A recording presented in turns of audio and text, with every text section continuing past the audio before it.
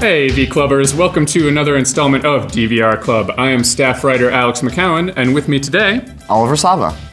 And we're going to be talking about the Season 3 premiere of Agents of S.H.I.E.L.D. We're going to start off with something we like to call Exposition Dump, because of course Agents of S.H.I.E.L.D. has always delivered some pretty dumpy exposition.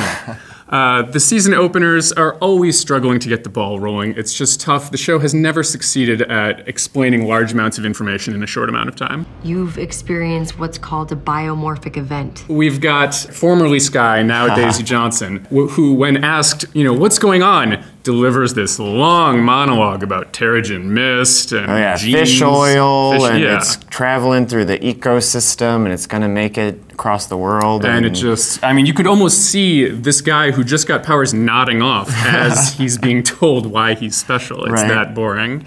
It's, she says it best when he asks what's going on to me, and she goes, short version, your DNA changed.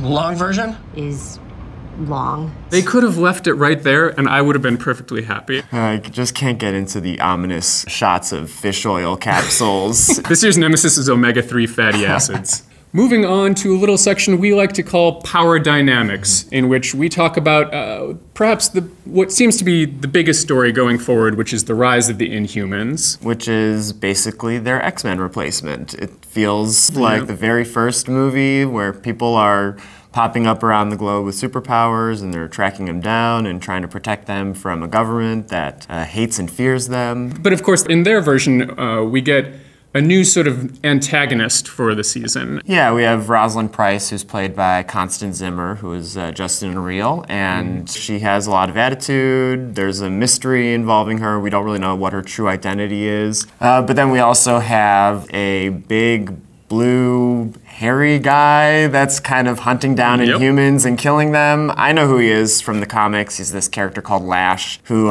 is drawn with big, spiky anime hair, but on the show they can't really replicate it, so it looks like he has little ponytails all along his back. I thought this was pretty fun. I thought this was embracing a little more the sort of pulpier side of the Agents of S.H.I.E.L.D. universe. And that's what I want to see. I want to see more of the fantasy element. But at the same time, it's really low budget fantasy. It's them in this hospital hallway that is probably just some leftover Grey's Anatomy set piece. And then when the action happens, you just have Lincoln and Skye kind of having their hands out, and the special effects fill in the blanks. Here's every superpower on the show last night. For a show that occasionally does live or die by its action sequences, the season premiere was a bit lackluster, shall we say, in that regard. They tried their best, and there were some very genuinely fun moments in the opening pre-credit sequence when you've got this cop car flipping over and guys flying back, and you go, oh, you get excited because Daisy's using her powers, and she runs in and she's got that real superhero moment, even though she did look a bit like a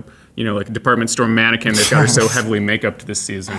But it was still fun to watch. There were still little moments like that got me excited. Yeah, the whole scene where he gets shot in the air and the Inhuman jail thing. Yeah. It was pretty cool. It was just those are the sort of campy elements I want to see more of. Unfortunately, imaginative action sequences weren't the only thing missing from last night's episode. There were also some key characters missing in action. Yeah, we didn't really have half of the original cast members. It was really Coulson, Daisy, and Fitz, but otherwise it did feel like we were missing a big part of the family unit that the show has. Yeah, and that the show is weirdly, I think, not focusing enough on that. Yeah. May took off on vacation and never came back, so I lost my right hand too. The strength of this show is going to be in the ensemble, just because they have a limited budget, they have these restrictions of working within the MCU framework. So I feel like the writers should just really focus on building up character relationships, because that's what you can do on an ensemble TV show. But we do have Simmons in space now, looking pretty ratty, honestly. It took me a minute to realize running it was around, her. putting clay on her face, fleeing on some alien planet. So I'm really hoping that ends up being cool. Well, I think that leads us into speculation corner. Oliver, what's your big prediction going forward for this season? So the show's always been really heavily tied into what's happening in the movies, and the next movie coming out is Captain America: Civil War, and I definitely think that probably around the halfway point we're going to start seeing a really strong schism within the cast. So we're going to start seeing some of the cast members siding with the Inhumans and giving some more freedom to powered people, and then we're gonna have people like Mack who are just like, lock them up, throw away the key if they don't cooperate with us. My prediction is that, of course, this show is going to somehow still not realize that Mack should be fired. He had one job. He was put in charge of the monolith, keep people safe, and what's immediately happens? Simmons gets swallowed up, and here we are several months later, it seems, and he shows not a hint of remorse. In fact, he's the one saying, oh, come on, you're still moaning and groaning about Simmons being swallowed up by an alien cube. Mack, it was your fault. You're the reason she's gone, and you can't seem to be bothered in the slightest. And the show doesn't seem to notice that it's his fault either. And then whenever we're all standing around talking, he's just Captain Grumpy Pants. That's his superpower, is just being the most dour, unfun person on this show. I don't know. Lincoln's gonna give him a run for his money. I'm not scared of you. You should be. And with that, we come to the end of this DVR Club. Thanks for watching. We're excited to go through this season with you. I'm Alex McCown. And I'm Oliver Sava. We'll see you next time.